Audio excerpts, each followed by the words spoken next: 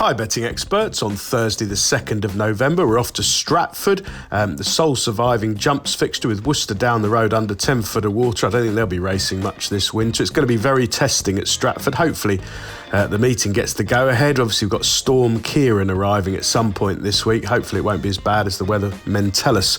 We start off with our betting expert Daily Nap, sponsored by Bet365. This goes in the 255. It's the Jim and Rita Feeney handicap hurdle, 2 mile 3 class 5 for 3-year-olds and upwards, just over £4,000 to the winner. Not many unexposed ones, and I'm going for Kenny George here to give Sheena West a welcome winner. Now, Sheena, a good trainer, a handful of horses, does particularly well at Plumpton and Fontwell, and usually has her horses pretty straight first time out. And Kenny George is a very well handicapped horse now from 92. He was up in the low hundreds and running well in some fair handicaps earlier in his career. He ran very well for most of last season, goes very well with a bit of cut in the ground, soft conditions, and I think this slightly shorter trip will suit him.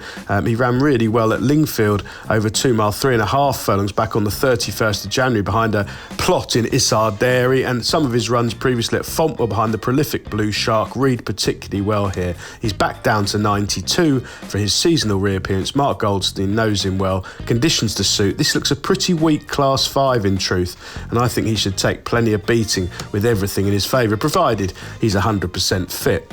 Our betting expert value angle selection, sponsored by Bet365, goes in the 330. This is the J.H. Rowe Memorial Handicap Chase, 2 miles 6 furlongs and 125 yards, a class 5 for 4-year-olds and upwards. Again, just over £4,000 to the winner, and I think Ballybean is very much the one to side with for the red-hot Sam Thomas yard. Now, Sam's had a brilliant start to the jump season proper. All of his horses have been extremely well found in the market, and they've run well, won or been placed. He's 1 from 6 in the last 14 days.